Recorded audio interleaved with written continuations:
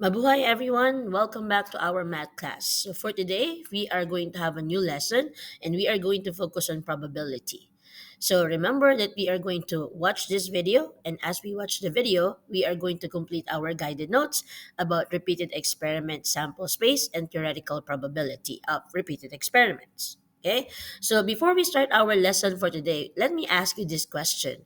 Have you ever asked yourself what are the odds or what are your chances of being successful in something? If you did, okay, then you have used our lesson for today in your real life. Okay, because sometimes we would like to be sure that what are we going to do, we will achieve our goal or we will be successful. Whether, for example, what are the odds that you will win a basketball game or a football game? Or what are the chances that your crush, your special someone will notice you, right? Or what are the chances that your teacher will be here or you will have a test, right? So when you ask yourself about chances, then you have used our lesson for today about probability. Let me tell you something about this lesson, okay? This one during COVID 19, it was very important because remember in COVID 19, we are waiting for our vaccine so that we can all go out already and do the normal things that we do. Okay, that is why our doctors, our scientists, those who develop the vaccine, okay, they have to make sure that the probability of effectiveness of the vaccine that they will give us will be 90% or higher to avoid any other, right, accident or any other illnesses. So in every decision making that we have, we are actually using probability because we are asking ourselves what are the chances of our success. Okay, we are asking this one, what are the chances of our success? Okay, and in our decision making where it involved changing our life, turning our life around 180 degrees, right? Of course, all of us would like to be 100% sure. Okay, but if you are a risk taker, right? Later on, when you grow older, you might own a business, right? And if you are a risk taker, even though your chance of being successful in making that business is only 60% or 50% or even 20%, right? If you are really, decided to venture on that business, on that adventure, then you will take the risk. Okay. Of course, remember, you do not leave well if you are not taking the risk. So it's up to you. But probability will give you a guide, okay, on making your decision, whether to go to plan A or go to plan B. Okay? So that's why it's very important for us to know how to learn, okay, how to get the probability of a certain event. Okay, so for today, okay. So for today, we are going to learn how to determine the sample space of repeated experiments, and you will learn also how to find the probability of repeated experiments. Okay? Remember, today is your lucky day because you will learn about this one. Okay, so what is probability? Okay, as I've told you before, probability is a mathematics of chance. Okay, it is the measure of how likely a certain event will occur. Okay, it helps you in your decision making. Okay, it can be expressed as fraction, decimal, or percentage. Okay, this one is an example of our probability scale. Okay, as I have told you, probability is measured from 0 to 1. 0 if it's impossible to happen, like rolling a 7 in a dice. Okay, 1 if we are very certain it will happen. Okay, like tomorrow will be Thursday because Friday because today is Thursday, right? Even chance is 50-50, like flipping a coin. Okay, it might be head or a tail. Okay, so if your chance this is 50%. If your chances is less than 50%, it's between 0 to 50, it's unlikely to happen. Okay? So the probability of happening is small. Okay? But it can happen as well. But the probability, the chance is very small. Okay? And if the probability is from 50 higher than 50, okay, and less than 1, less than 100%, it is likely to happen. Okay? For example, the probability is 98%. It is very likely to happen. Okay, so we are very sure that it will happen. Okay, not actually very sure that we are confident, okay, that it will happen because there's still the 2% chance of not happening. Okay, but this probability scale will guide you in making your decision. Of course, if you are doing something that you really want to do, right?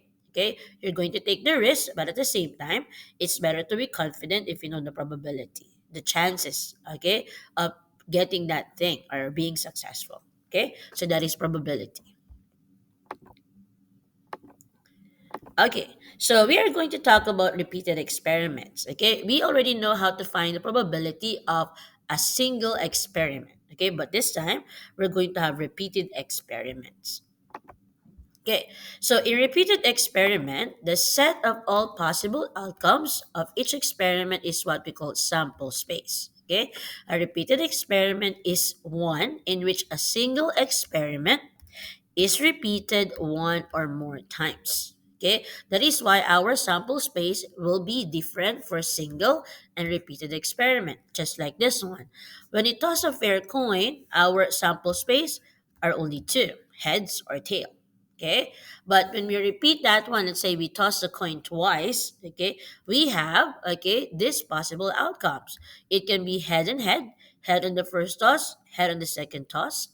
It can be head or tail, head on the first, tail on the second, tail or heads, tail on the first, head on the second, or both tail on the first toss and the second toss. So here, for our repeated experiment, we will have four possible outcomes. While in a single experiment, we only have two possible outcomes. Okay, so we are going to concentrate now on finding the sample space of repeated experiment.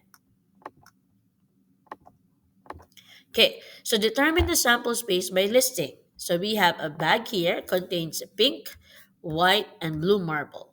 So a marble is selected without looking and then returned to the bag, and then the second marble is selected without looking as well. Okay, so use a list to find the sample space for the different ways marble can be chosen. Okay, so we are going to write our sample space for this outcome. Remember, we are repeating our experiment. Okay, we get a marble first, we return it, and get a marble again. Okay, so let's see what are the possible outcomes. Okay, so let's say I take a pink marble first. Okay, and then I take another. I return it in the bag and take another one. Let's say I got a pink again. So I have pink and pink.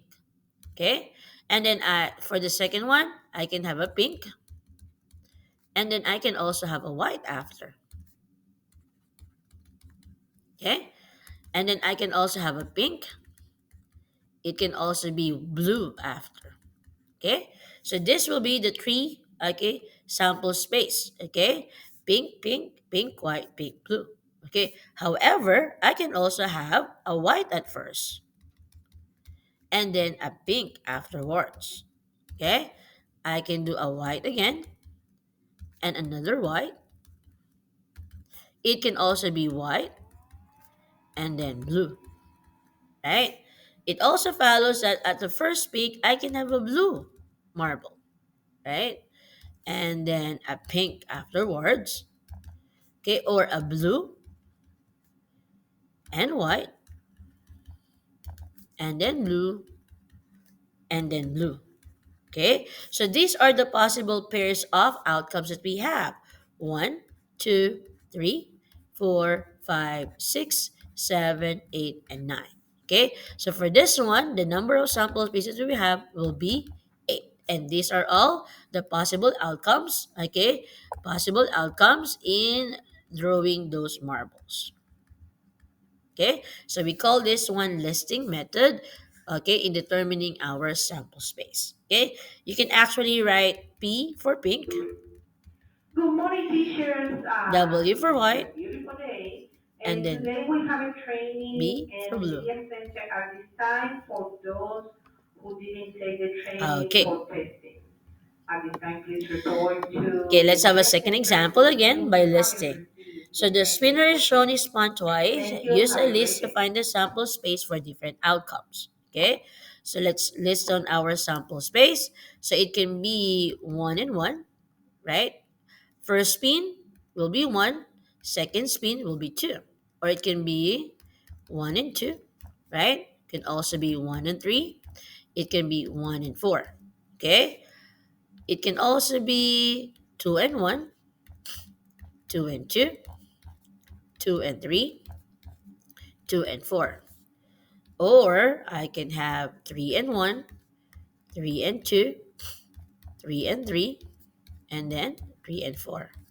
And finally, another possible set will be 4 and 1, 4 and 2, 4 and 3, and then 4 and 4. Okay, so these are all the possible outcomes if you're going to spin this spinner twice. Okay, so we have a total of 16 possible outcomes. Okay, so remember, if this is a single experiment, okay, if it's a single experiment, we only have spinning the wheel once, so the sample space will only be four. It can be only one, two, three, or four. Okay, but since we spun it twice, okay, we have a total of 16 possible outcomes. Okay, so that is the difference between a single experiment and a repeated experiment. Okay, so moving on. Okay, we have another way on how to make our sample space in repeated experiment. We can actually make a table. Like for example, this one. A bag contains a yellow, purple, and an orange marble. A marble is selected without looking, returned to the bag, and the second marble is selected. Okay, without looking. So we are going to use a table to find our sample space. Okay, so as you can see here, for our first marble, it can be yellow, purple, and orange. For the second marble, it's yellow, purple, and orange as well. Okay, so let's see some of the possible outcomes. Okay, if you have done this one in biology wherein you cross multiply, right? Okay, you can actually find the sample space by doing that one. So let's do yellow, yellow. So y. We can also do purple, yellow. So purple, yellow. We have orange, yellow. For the second column, we have yellow, purple. We have purple, purple. We have orange, purple. Another possible will be yellow, orange, okay, purple, orange, and then orange, orange. Okay, so this is how our sample space looks like if we're going to make a table. Okay, so as you can see, we have 9 possible outcomes. Okay, for our sample space. Okay, it's very easy actually to determine our sample space. Let's try another one. Okay, so a fair number cube is rolled twice. Use our table to find our sample space. Okay, so this is our sample space. Maybe you are also having a thought, how many outcomes do we have? Okay, so if your answer is 36, you are correct. But let's list down all these 36 possible outcomes. Okay, so we have 1 to 6 for the first row because we have 6 numbers on the dice, and we have 1 to 6 as well on the second row. So for this one, for our first row, it can be 1 and 1, can be 1 and 2, 1 and 3. Okay, sorry. Let me correct that one. Okay, so you have to follow the one on our column and on our row. So this is 1 and 1. So this is 2 and 1, 3 and 1, okay, 4 and 1, 5 and 1, 6 and 1. We write first our first row. Okay, for our second, we have, it can be 1 and 2, 2 and 2, 3 and 2, 4 and 2, 5 and 2, 6 and 2. Okay, follow along. You can also have 1 and 3, 2 and 3, 3 and 3, 4 and 3, 5 and 3, 6 and 3. So these are all the possible outcomes when you roll a dice twice. Okay, so 3 and 4, 4 and 4, 5 and 4, 6 and 4. You can have 1 and 5, 2 and 5, 3 and 5, 4 and 5, 5 and 5, 6 and 5. Let's be patient in writing. So 1 and 6, 2 and 6, 3 and 6, 4 and 6, 5 and 6, and then 6 and 6. Okay? So these are all, okay, the result, okay, possible outcomes, okay, when you roll a dice twice. So as you can see, we have 36 possible outcomes. Okay? Why do we have to list down all of this? Actually, this is very important. It's not only important to know how many total sample space are there. We also have to learn how to get our outcome because later on, we're going to find our probability. Let's say, what is the probability that when you roll a dice twice, okay, that you will have the same number on the first roll and this same number on the first and the second row. And you will observe here on our table, this is the first and second number the same. like this one. We have 1, 1, 2, 2, 3, 3, 4, 4, 5, 5, 6, 6. So we know that that is a 6 out of 36 or 1 over 6. That is a probability that when you roll a dice twice, right, it will be the same number for the first and the second roll. Okay, that's why it's very important for us to list down all these possible outcomes. Okay, just be patient. Okay, so we have 36 possible outcomes for this one. Okay, now moving on to the next example. Example number 5. Okay, but before that, is there any other easy way on how to know how many possible outcomes do we have without listing and without making a table? Yes, there is. Okay, we call that one the fundamental counting principle.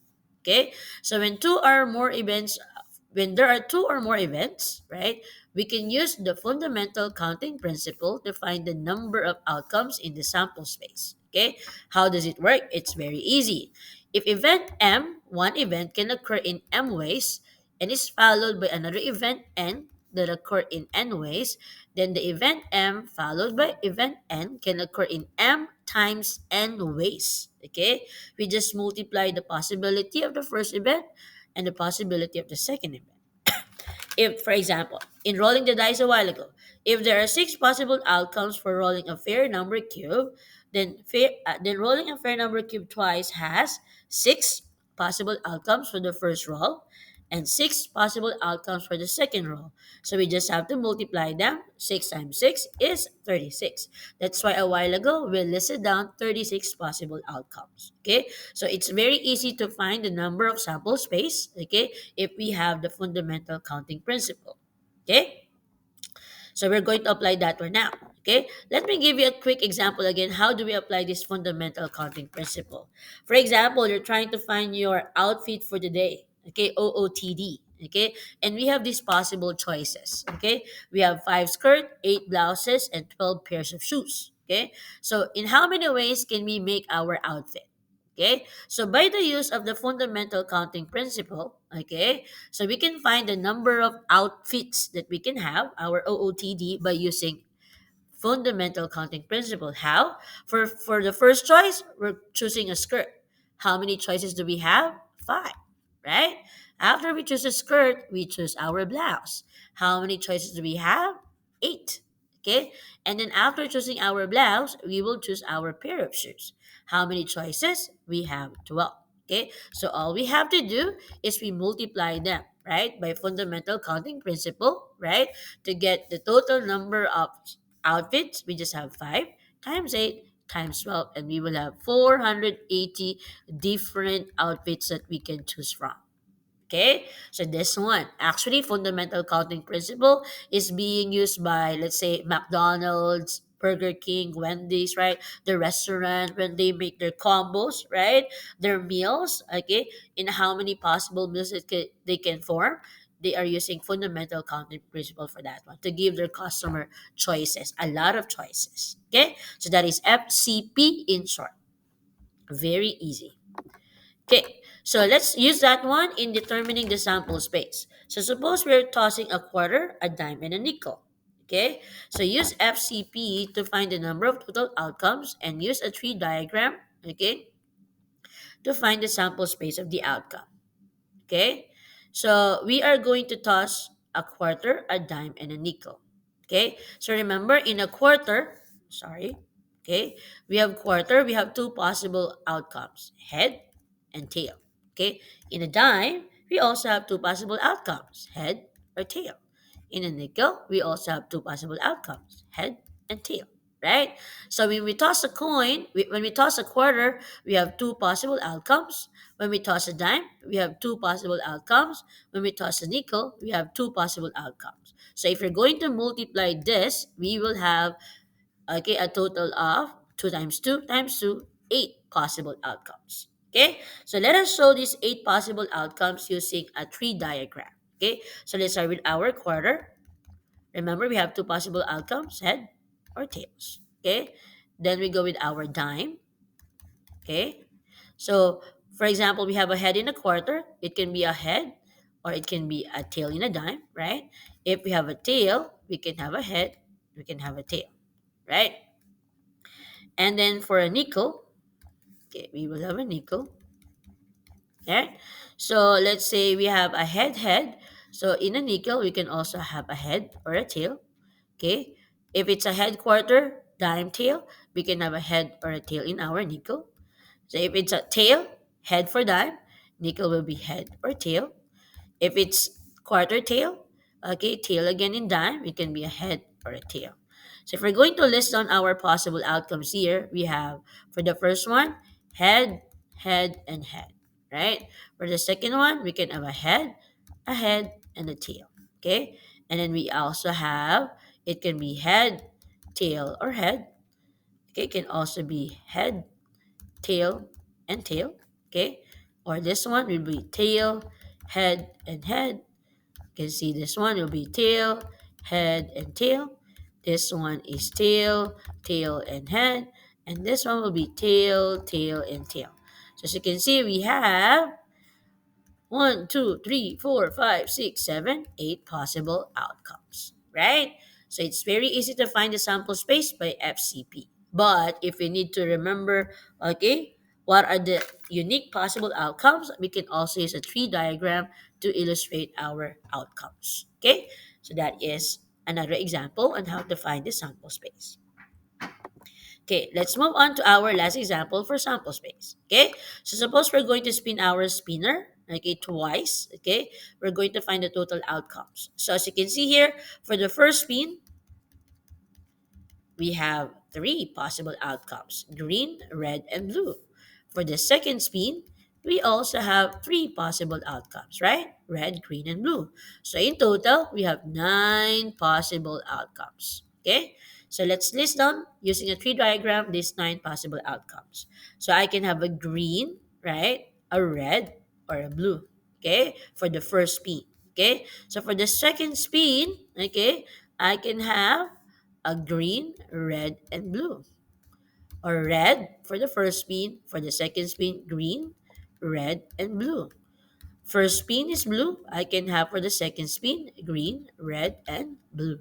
So as you can see here, we have total nine possible outcomes. Okay, I can have green and red, green and blue, or red and green.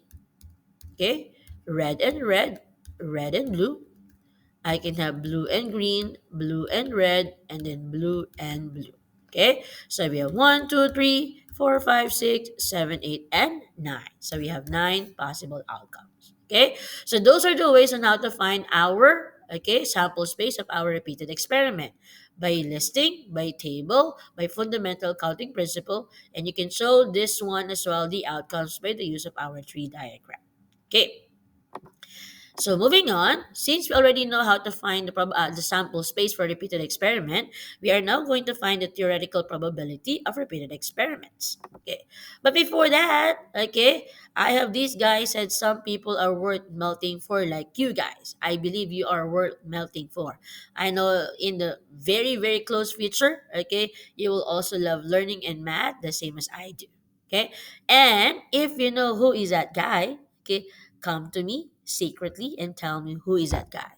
If you are these three people who will tell me who is this guy, okay, I will give you a prize. Okay, remember, some people are worth melting for, and I do hope that you find those person.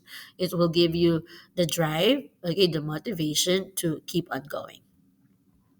Okay, so moving on. Okay, so we are going to define first or differentiate first experimental probability and theoretical probability. Okay, so experimental probability, remember, is the result of an experiment or simulation after a large number of times. Okay, while theoretical probability, on the other hand, is what is expected to happen based on possible outcomes, assuming equally likely events. Okay, so these two are all probability, but one is different from the other. Okay, when we say theoretical probability, it's like this: what is the probability of rolling a six? Okay, in a die once. Okay, so as you can see, we have six possible outcomes in the dice, and there's only one six. So the probability is 1/6. And as you can see here, every number of the dice, one, 2, 3, 4, 5, 6, are equally likely to happen. Okay, they have the same probability. Okay, 1/6. However, when we say experimental probability, it is the result of an experiment. Like, for example, this one. We roll the dice 50 times, okay? And we write down, tally down the result as we roll the dice 50 times, okay? It so happened that 6 appears 23 times. So therefore, for this experimental probability, the probability of rolling the dice is, okay, 23 out of 50. Not 70, 23 out of 50. Okay? Because 6 appears 23 times out of our 50 trials. Okay? So that is the difference between experimental probability and theoretical probability. Okay? So for us, we are going to focus on theoretical probability for now. Okay? So let's find out how do we get the probability of repeated events. So the theoretical probability of repeated events is the ratio of the number of favorable outcomes to the total number of possible outcomes. Okay? So this one. Actually, this is also the formula for a single event. Okay? However, the only difference will be the total number of possible outcomes that we have for repeated experiments. Okay? So remember what we want to happen all over the total number of possible outcomes. Okay, so let's move on to our first example. Okay, so the spinner is shown twice. What is the theoretical probability of spinning the same number twice? Okay, so if you want to see how to get the probability of this one, so let's list down our sample space. Okay, so remember for this, since we're going to spin it twice, right? We can have the possible outcomes of 1 and 1, right? 1 and 2, 1 and 3, okay, 1 and 4.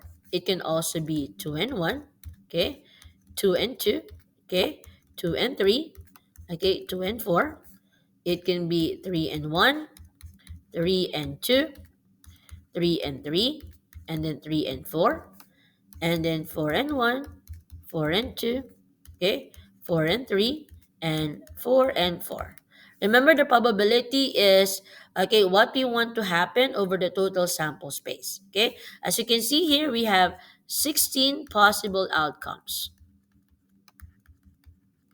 right? So therefore, okay, the probability of same number, okay, twice will be equal to the total possible outcomes is 16. That will be our denominator. And try to spot our outcomes wherein the numbers are the same. 1, 1, 2, 2, 3, 3, and 4, 4. So we have 4 out of 16. Right? So therefore, our probability that the spinner, okay, will have the same number when you spin it twice, it will be 1 over 4. Okay? So that is our probability for number 7. Okay, so moving on to our next example. Okay, so a fair coin is flipped twice. What is the probability of flipping heads twice? Okay, so remember for this one, let's list on our sample space again. So we have first toss and then second toss, right? It can be head, okay, head or tail. It can be tail on first and then head or tail. Okay, so our possible outcomes will be head or tail, right? Tail and head, and tail and tail. Okay, so as you can see, we have four, okay, outcomes, possible outcomes. Okay, so what is the probability that you will have head and head? Okay, so as you can see, we have four possible outcomes, and head comes only one. So it will be 1 over 4. So the probability of flipping head twice will be 1 over 4. Okay, it's very easy. Okay, now, do we have a way on how to find the probability without actually listing all the outcomes? Yes, we can actually multiply our probability by the use of our fundamental counting principle, right? So the probability of two events can be found by multiplying the probability of the first event by the probability of the second event. Okay, so probability of A and B, this is the first event. Probability of the second event will just be probability of A times the probability of B. So we are just going to multiply it. Okay, how does it work? So let me show you how. Okay, So the spinner shown is twice. What is the probability that the number 10 will be spun twice? Okay, so as you can see here, okay, if we have the first spin of our spinner, right? Okay, we have 10 possible outcomes. 1, 2, 3, 4, 5, 6, 7, 8, 9, and 10. And as you can see, 10 appear once. Okay, so therefore, the probability of getting a 10 on the first spin will be 1 out of 10. Okay, and then we're going to spin it again, our second spin. Okay, so as you can see in our second spin, we have the same spinner. Therefore, we also have 10 possible outcomes and we only have 110, okay, on that spinner, right? So for the first spin, the probability of getting a 10 is 1 over 10. And for the second spin, the probability of getting a 10 is also 1 over 10. So we just multiply them to get the probability of getting a 10 twice. So therefore, the answer is 1 times 1, 1.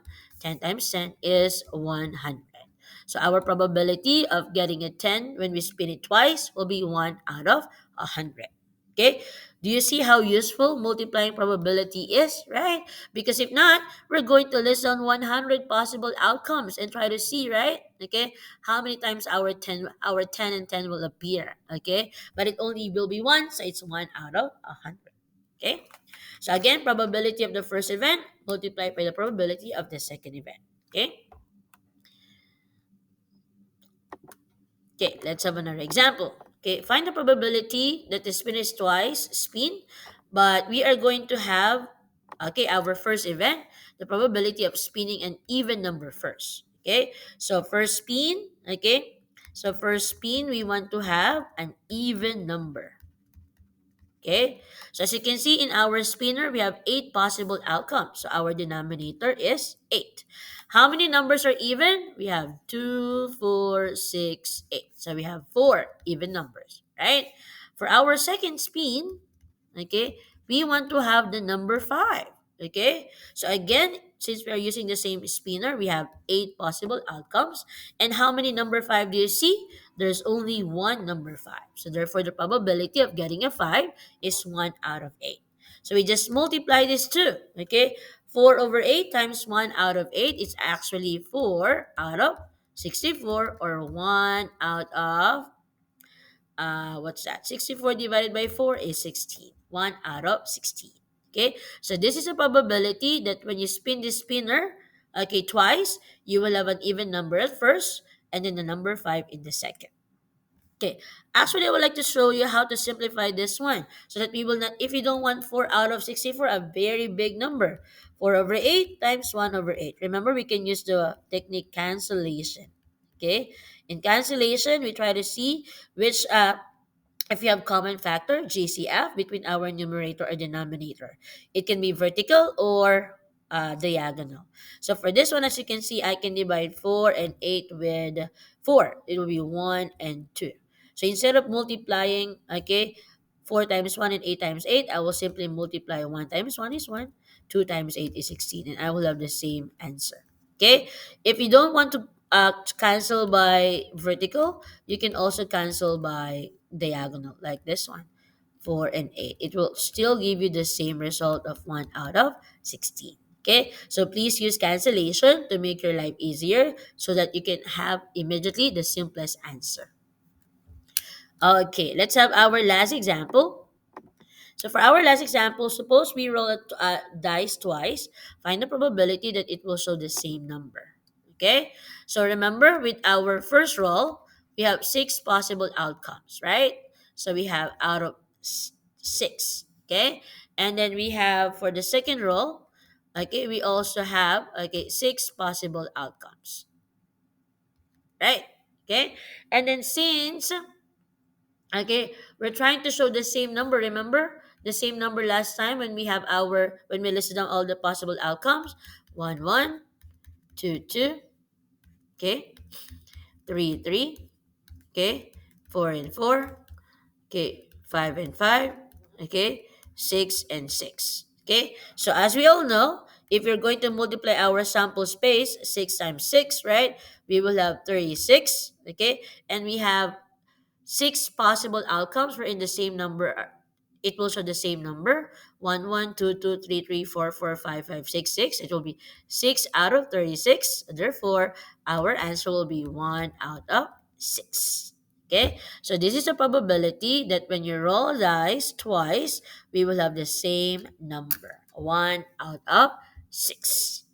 Okay, so that is how we find our probability of repeated experiment by fundamental counting principle or by multiplying the probability. Okay, applying FCP in getting our sample space. Okay, so there you have it. So we already know how to find the sample space for repeated experiments, and we already know how to find the probability of our repeated experiment as well. Okay, so again, I hope you have completed our notes, okay, and you are ready for our practices on repeated experiments. Okay, thank you, and I will see you again next time.